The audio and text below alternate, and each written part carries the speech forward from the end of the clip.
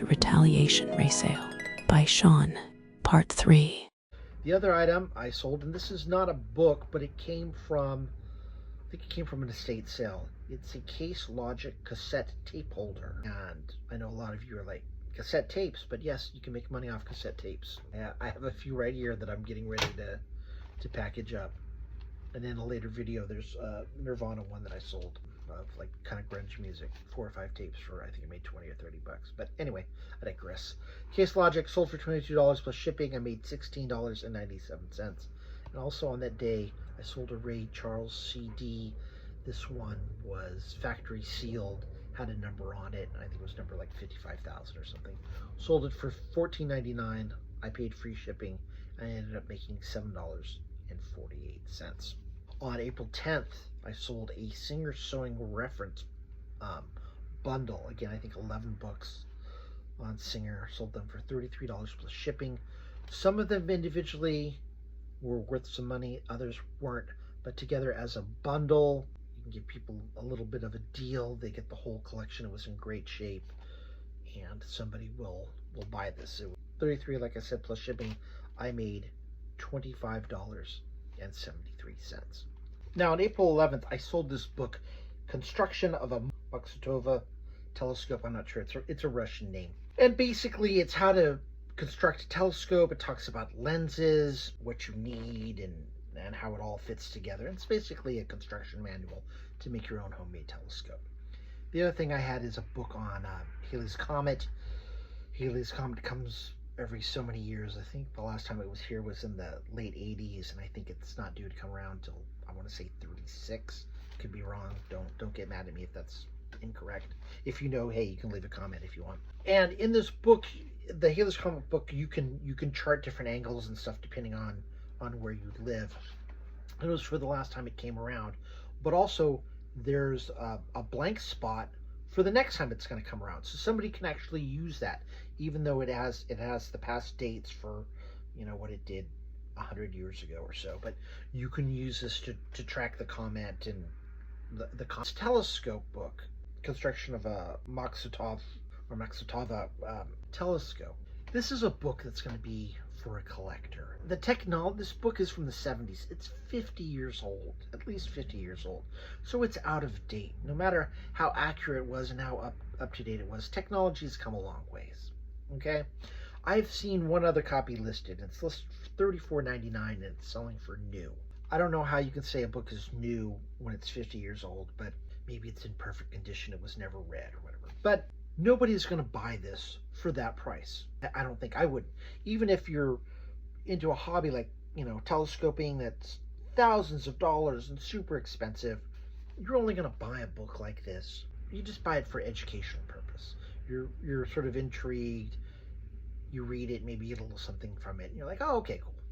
So it's a little esoteric. And I sold mine for $13.50. I added free shipping, and I made $5.47. There's a lesson here, and it's really important. I get my books for free.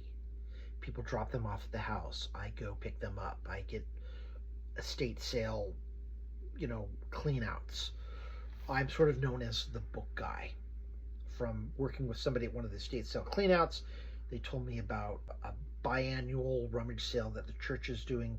They put me in touch with the woman that does the book sale, and that's why I have 30 boxes of books in my living room. If you only make $5 per sale on eBay, you're not really going to be making a whole lot of money, and that's okay. People do this for different reasons, but most people want to maximize their profits. And if you're only making $5, you're not going to make a whole lot of money. So if you're trying to make a living and you only make $5 per item, that might be okay right in the beginning because you get some income generated and you take that money and then you can now buy items that are a little more expensive that will make you more money. That's kind of the process. Some of you might not even think twice about making $5 off an item, and this is really important. I get these items for free. I knew that this item would make money. I did a little video, great function that eBay allows you to do. You can do a video for a minute or less. I showed the book, I showed kind of the wear marks, took 4 or 5 pictures, and that was it. And it sold. It sold, I don't know, 6 weeks, 2 months, 2.5 months. And I made a big whopping $5. But I had the book, and I knew it would sell. And some of you are like, yeah, if I'm only going to make $5, it's not worth my time. Okay, watch. Next item. And I know some of you are like, wait, you just dropped $5. Where's the $5? If you're wondering about the $5 and you're concerned about the $5, you can't tell me that listing an item that's only going to make you a $5 profit isn't worth it. If you're like, well, that's $5. I'd pick up 5. Well, if you pick up $5 off the ground, then list the item if you got it for free. Now, don't go spending $4 on an item that's going to make you $5, because you're only going to make $1, and I understand that. But I got it for free. I knew that it would sell, especially since the only other item listed, same item, is listed for like 3 times as much. So if you use your head, you can get ahead. You make money. That's what it's all about. And this comes from trial and error. But I'm telling you, if you get this stuff for free and you price it accordingly, yes, you might not make as much money as you want to, but this is gravy. At the end of the day, I'd rather have an extra $5 than not an extra $5. Does that make sense? Most of the items that I read, the profit, 22, 15, 16, 7, 25, things I sell, I'm making good profit. This one item I made $5. I don't care. That's great. That's just gravy. That's extra. You know, I can make $5 work for me. You should be able to as well. April 12th, New Palette Magazine. Sold about 10 issues. This was an art magazine. It was an older kind of magazine, and it was already 3-hole punched. I listed it for $15 plus shipping, and it sold, and I made $10 a night. I had a similar situation where these magazines, kind of glossy paper, there might only be like 12 or 14 pages. This was New Palette Magazine. I had a feeling that it would sell, even though I couldn't find any issues on eBay, because I had sold something similar about a deer hunting magazine from the East Coast. And same kind of thing I had. It was a newsletter. I had about 10 issues, and it sold for about the same price. So there's a market for things like this if you price them accordingly. I think the biggest thing is someone's like, oh, well, there's something like this, so I'm going to try and sell mine for $100, and it just sits there, and you're not able to flip your money. So price things accordingly. I'm not buying this material that I'm selling, this media. So people want a deal. I'm happy to give them a deal. I'm not giving it away for free. I'm not letting them take advantage of me, but they get a deal, I get money, everybody's happy. Okay, moving along. April 13th, Mr. Popper's Penguins. This was the 1938 printing. They made a movie out of it. I sold this hardback book for $13, free shipping.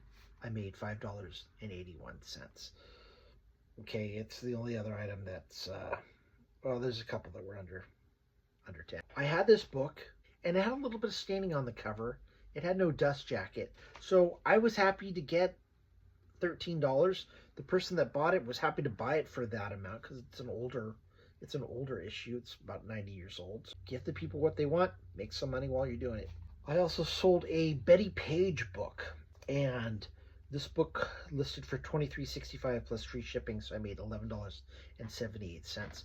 I don't know if you remember, but earlier I had talked about saw some CDs at Amoeba Records, the big record store in San Francisco, California, and I met a guy selling some books, and we ended up swapping information, and he called me later on because he had a bunch of books he was trying to get rid of, and this is one of them. I got this book for free. He knew I was selling books. He knew what the deal was. He just wanted the space, and this came from just being social, and I made $11.78 profit just from talking to a guy with a box of books outside a record store. The next book I sold on 4/14 was the Aichi D3A1/2 book. It's about an aircraft. And this book was interesting because I originally listed this on Amazon. and it came back because it was as stranded inventory. And Amazon will do this thing where items become stranded and they don't tell you why. In this case, I think there were 2 or 3 listings for the same book. And whenever that happens, I always go with the listing that has the lower e-score. Like if there's a book that has an e-score of 2 million and one that has 5 million, if it looks like it's the same book, I go with the lower one. Well, I think what happens is when it gets to the warehouse, they don't know how to process it. They're like, well, there's 2 books in this classification. I don't know which one it is. It's stranded, and then it goes into a pile, and Amazon sends it back to you. I really don't know why. Nobody's ever been able to tell me how things get stranded at Amazon. But this one got sent back. It was still in really good condition because sometimes stuff just gets thrown in a box and rattles around, or it's in a mailer and it gets all jumbled up. They put it in a mailer with really very little padding. But anyway, I was able to relist this for $20 plus free shipping on eBay, and it sold for $17.77.